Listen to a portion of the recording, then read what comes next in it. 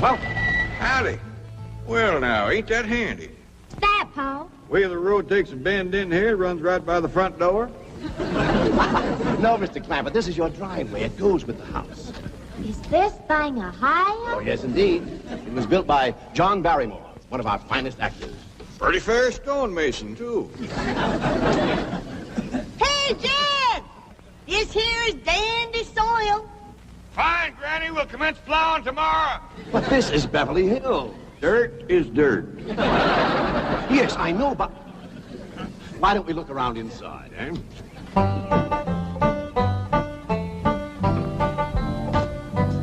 Well, here we are. I hope you're going to like this place I picked out for you. It may be a trifle larger than what you're used to, but I feel a man with $25 million in my bank should live in a manner that... Come in, this is your home.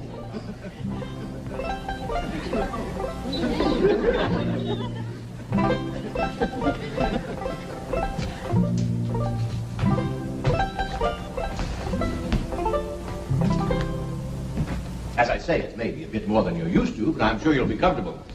Now, my secretary will be over right away to help you with the hiring of servants or whatever problems you may have. She's a very efficient girl, Miss Hathaway. Jed?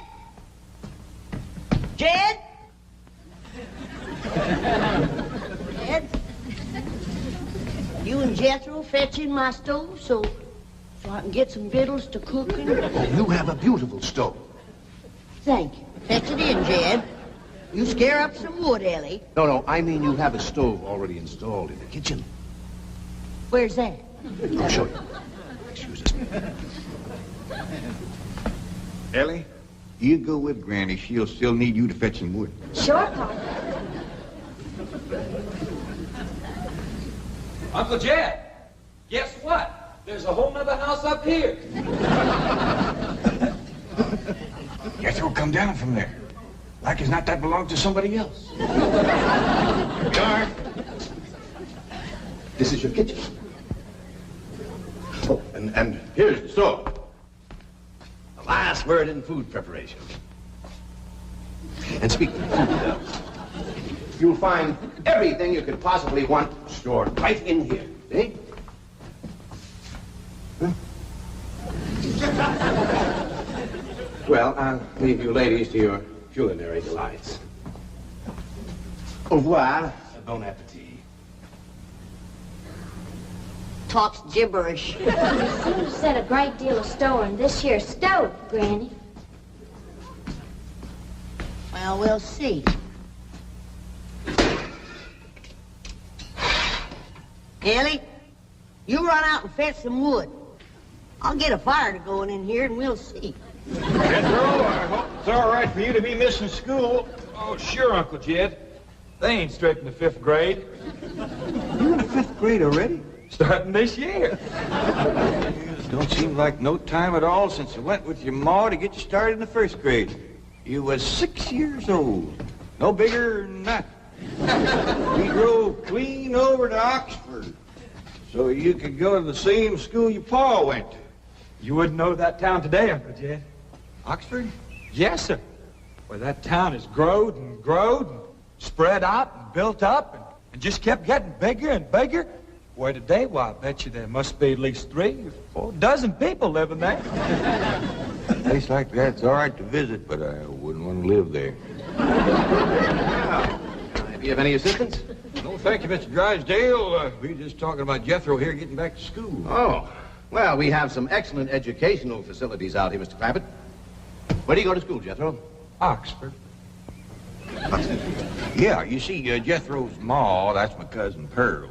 She married an Oxford man, so naturally Jethro, he goes to school there, too. I'm the champion crawdad eater. At Oxford? Jethro put away 3 buckets of crawdads. 4. And he's learned to cipher and everything. Cipher some for Mr. Drysdale. 1 and 1's 2. 2 and 2's 4. 4 and 4's 8. I have to take off my shoes to get any further than that. Never mind. I'm sure we're thinking of 2 different Oxfords. You see, there's one that's very, very famous and very old. That's where Jethro goes to school. Been there since pioneer days. That's how come it got its name. It's where the oxen used to ford the river. So folks took to calling it Oxen Ford, and later on got shortened to Oxford. Well, I'll be running. Oh, by the way, here are your keys.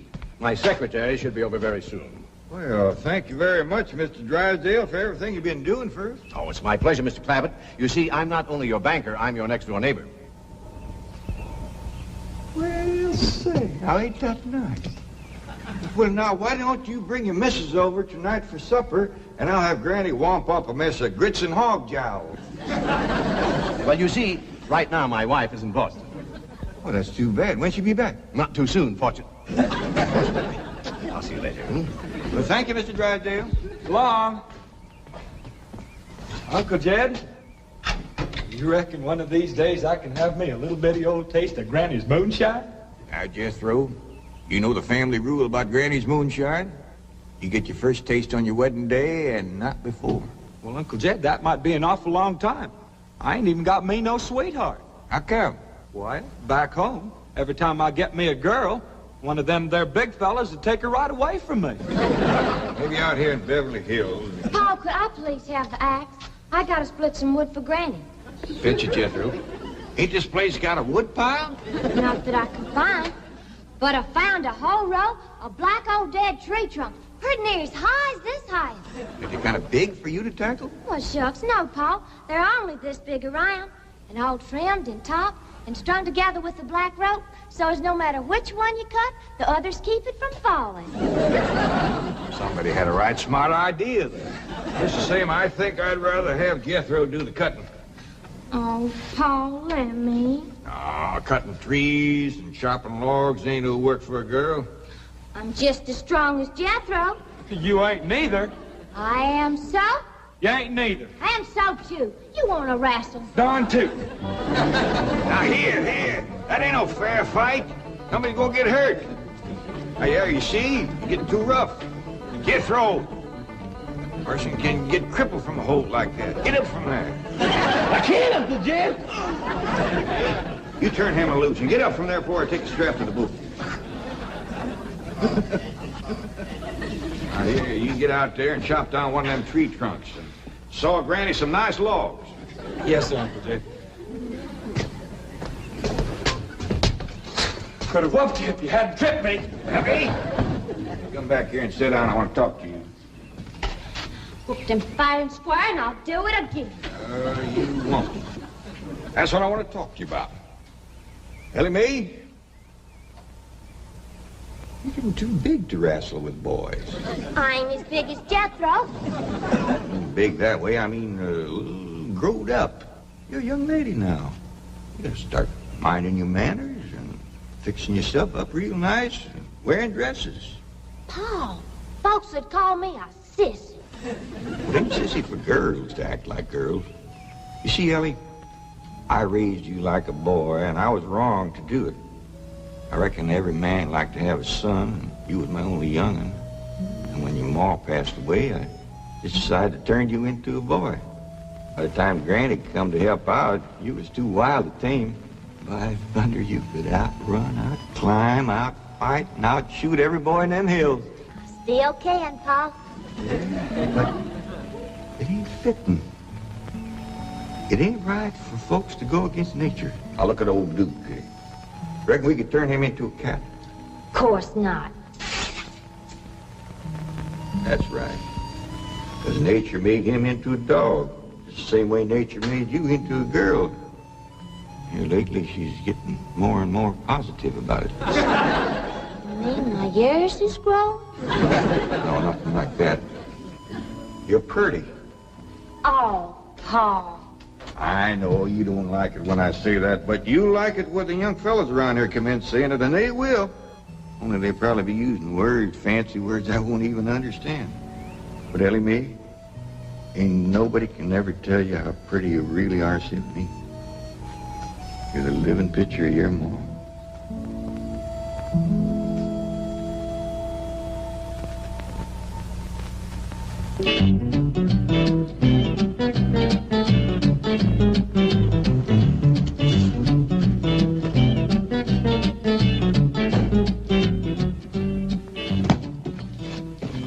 You still here? I thought you were going up to the Clampetts estate. I didn't think it prudent for us both to be absent simultaneously. In the event of crises... The only crises you have to worry about right now is keeping Mr. J.D. Clampett happy. Now get up there. Tell me, how did you like the flamingos? What flamingos? I thought pink flamingos around the swimming pool would add a rather elegant touch. Mr. Clampett is not a man educated to elegance. That will take time. Right now, there are more pressing problems. Of course, getting settled, the servant problem. Well, whatever they are, just get up there and solve them. Now, J.D. Clampett is this bank's largest depositor, and I'm making his satisfaction your responsibility. I accept the mantle of responsibility with which you have cloaked my shoulders, and I shall so conduct myself that if this great financial institution shall last 1,000 years, people will still say, this was their finest hour. Handy wood, all right. Got a lot of pitch and tar in it. Ought to burn real good. Yeah. That flimsy grate holds up. Granny, this is the top of that tree trunk. The one I should split it up to? No, just leave it outside. Yes, sir. This place ain't even got a wood box. Yeah, folks don't need much wood out here. Remember what Pearl said? It don't get cold. Yeah, I remember. It might not get cold in the day, but it sure freezes solid at night. How you know? I'll show you how I know. Every bit of food in this here storage bin is froze harder than a rock. Yes. Look.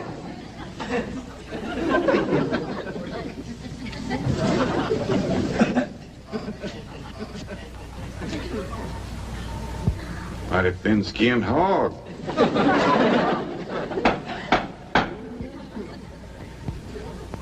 But I'll be doggone. Take me 2 days to thaw out that ham before I can ever cook it.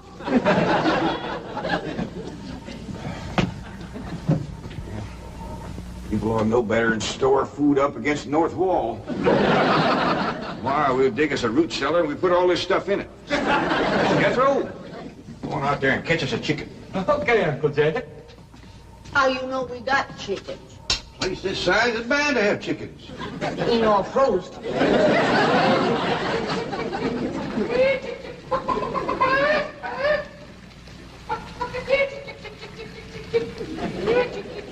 Chick, chick, chick, chick, chick, chick, chick.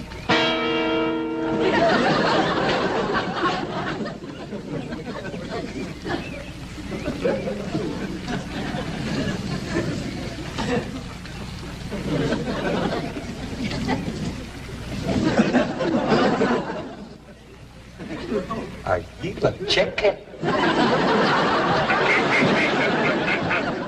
Here's that bucket. You want it? You take it, Ellie. See if you can find a creek.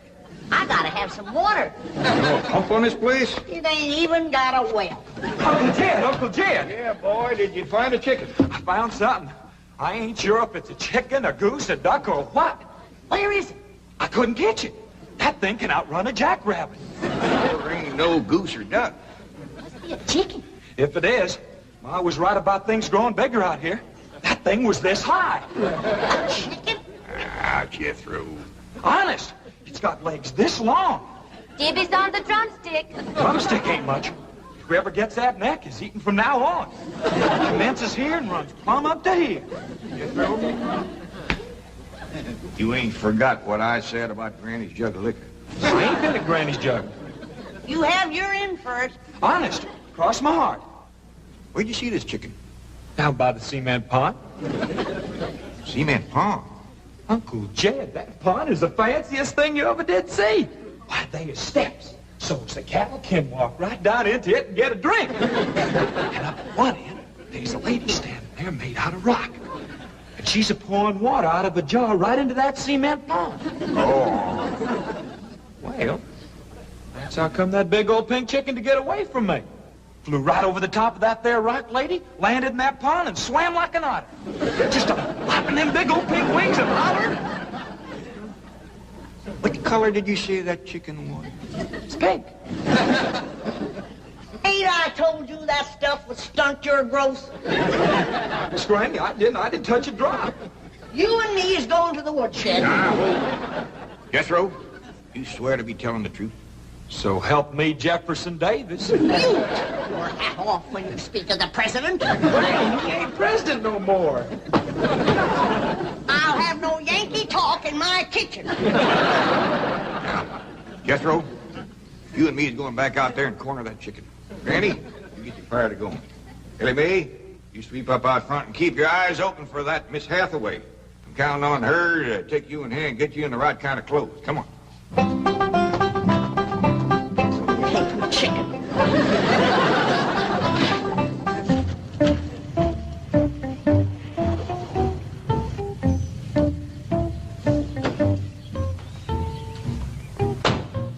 You there, young man? I ain't a young man, but I sure do thank you for thinking so. Good heavens, you're a girl. Yeah. I'm Jane Hathaway, executive secretary to Mr. Drysdale. And you, I take it, are a domestic of some sort? Cleaning girl, housemaid? Just what are your duties with Mr. Clampett? Well, he sent me out here to sweep up, but he said you'd take me in hand and get me in the right kind of clothes and everything. Indeed, I shall. We have a complete servant's wardrobe from chef to chauffeur. Come with me. What in the name of Thomas Chippendale is this? Has Mr. Clampett seen this disgraceful and unsightly mound of debris? Oh, yes, ma'am. This is all his. Oh, what charming antiques. Just like you said, Jethro. Rock lady pouring water into a cement pond. Yes, sir. And over there's where I seen that great big pink chicken. Only thing is, it don't sound like a chicken. It makes a kind of hollering noise.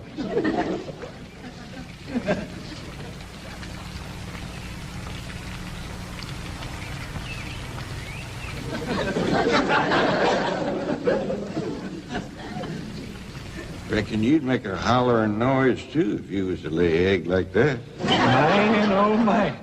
That's what I call an egg. Well, you won't have to worry about food now. Wait till she cooks this.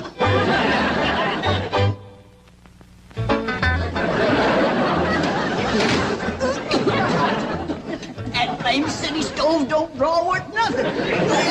Granny, look at this egg. What's all the smoke? Stove don't work. Probably just a stuffed-up flue. Ain't got a flue, ain't even got a stovepipe. Well, I'll get the shovel and a hoe and rake it out of there. Here, you keep this egg.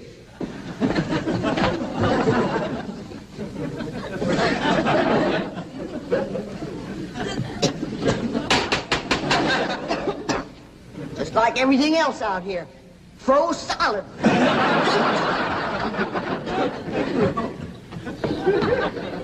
Really, my dear, you look quite charming. Well, I feel like a dead blank fool. Oh.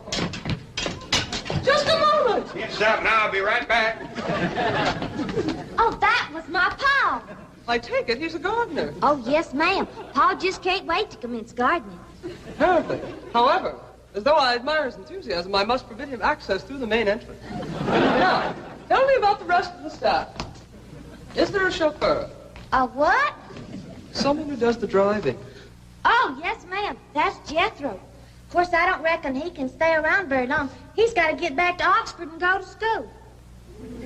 Oxford?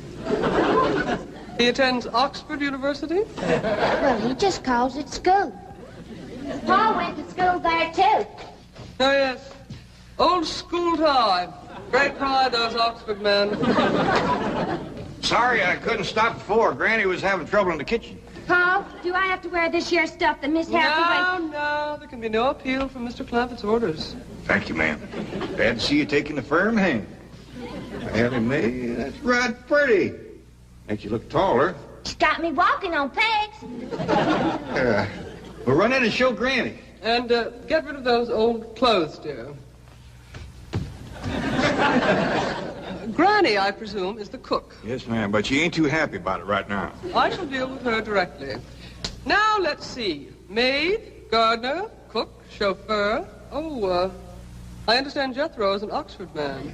You bet he is. I'm quite anxious to meet him. Don't blame you. Fine-looking young feller. Single, too. And he's on the lookout for a girl.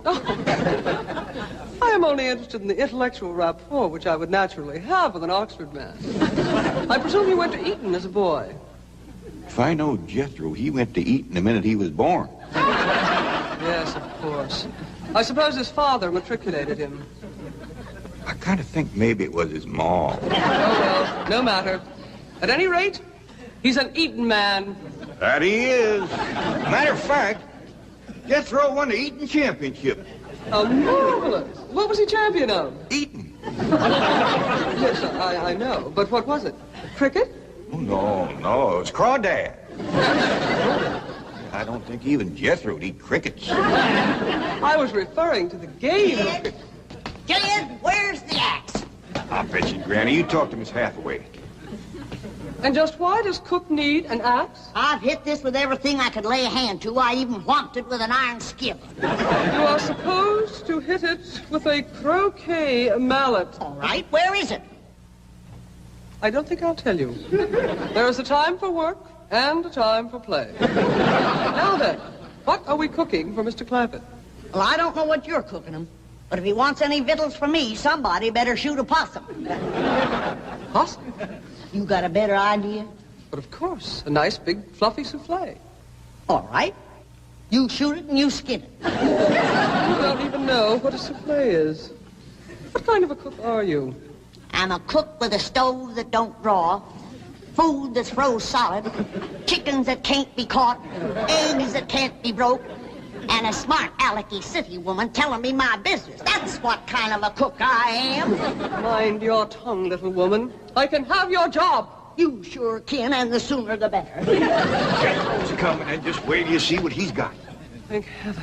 Now I can have an intelligent conversation. Look, Granny, I got that big chicken. I hope it ain't as tough as its egg. That is a flamingo. Oh, no, ma'am. That's my nephew, Jethro. Jethro, say hello to Miss Hathaway.